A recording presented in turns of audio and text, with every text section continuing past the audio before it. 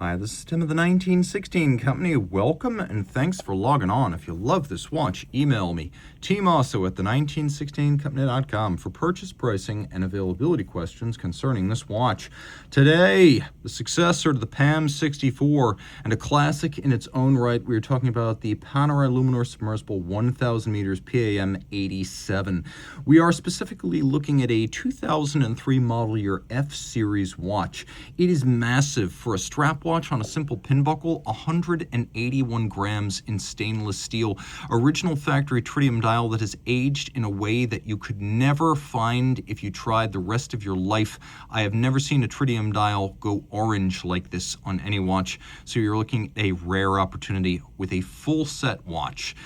So, this is a 44 millimeter watch in steel. It is thick at 18.4 millimeters thick, 53.2 from lug to lug with a 24 millimeter spacing between the lugs. This model was launched in 2001, the successor to the one-year only special edition PAM 64 of 2000. So the watch has had a little bit of a change from the E series to the F series. So 2001 and 2002, the watches featured a dial and to a lesser extent a bezel that looked a lot more like the PAM 64, and Panerai realized that it probably needed to do something to protect the PAM 64 owners, since that was a limited edition, and also give the PAM 87 owners something that feels like it has its own character and soul and personality. And so changes were made to create this sort of second generation PAM 87 dial. The main changes versus the first 2 years, the 2001 and the 2002, this watch has a darker blue dial. The indices have been pushed out to the edge of the dial compared to the 01 and the 02.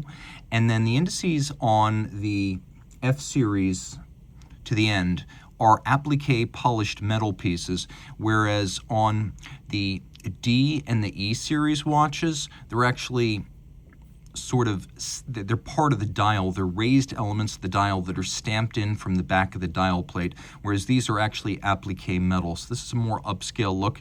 Some refinements were made to the scale as well as the markers of the bezel, but it's hard to tell the difference unless you have this watch right next to the 2001 or the 2002 watch. What's important to note is that, in general, the later dials look a little bit better and less like the 64, and no two original tritium dials are ever going to age the same way.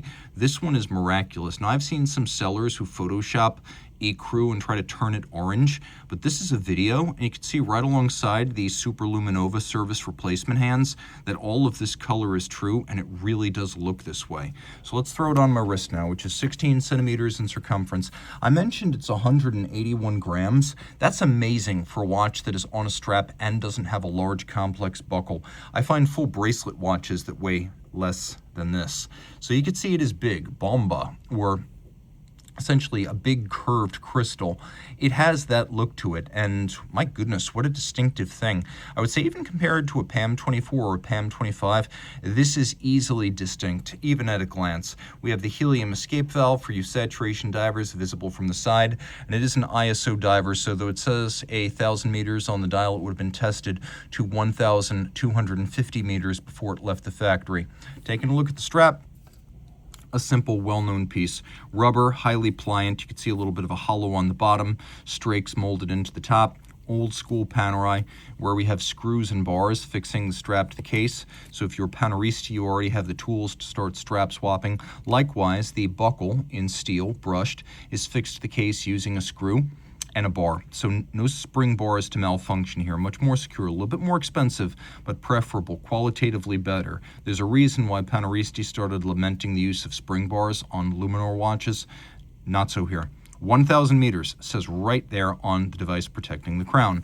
And in fact, that is the world's most distinctive crown guard. You already know what model and brand, Panerai Luminor, but it has functional advantages. One is that a perpendicular hit can't damage the crown the way it can on a standard Rolex or Omega style shouldered crown guard. Another thing is it's hard to jump in the water when your crown's not locked without noticing. That's easy to notice. And if your hands are wet, sweaty, or gloved, and this is part of the original logic from the combat era of Panerai watches, even a gloved hand, or in my case, a hand with no nails, manicured for your viewing pleasure, I can easily operate this mechanism. A tightly screwed down crown could be tougher.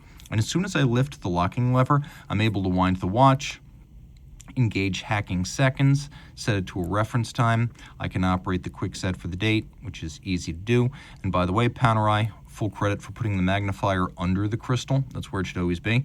Other things to take note of, we've got a lot of satin here. Panerai noted in good taste that a huge watch probably shouldn't have too much bright work, and so there's a little bit, but only as an accent. We'll do a lume shot so you can distinguish what part of this watch is super luminova and what part is the original tritium. And the easy part is to just wait for those tritium elements to fade. And you see they do fade quite quickly. Now, some people might ask, why don't keep the original hands? Well, why don't you keep the original hands? Well, the reason is you can't keep repressing hands forever.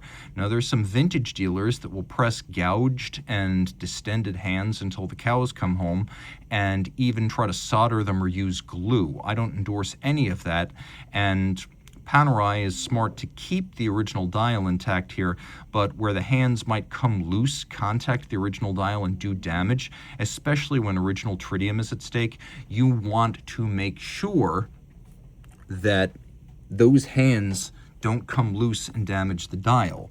And so once the hands can no longer be safely repressed, that is when they get replaced. So this is all the money dial-wise, but it is a safe factory replacement of the hands so they don't come loose and damage all of this beautiful, genuine patina.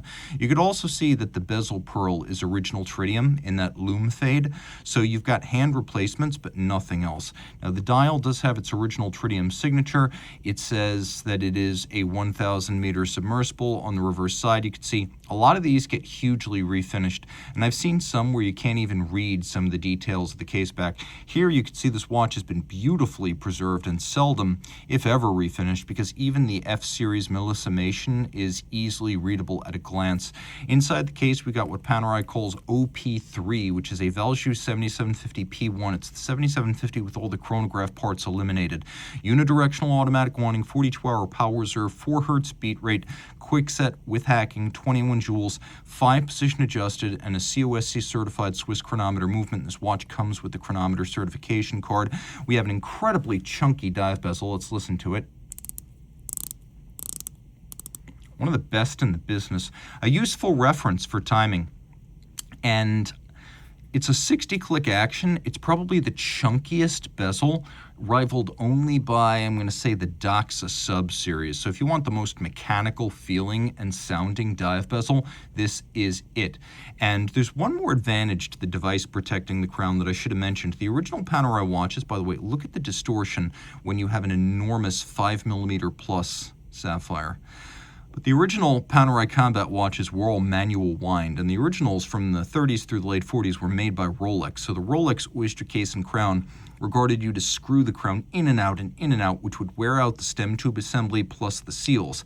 This system preserves both by compressing and decompressing only. You don't have that endless threading in and out, which is a real great advantage.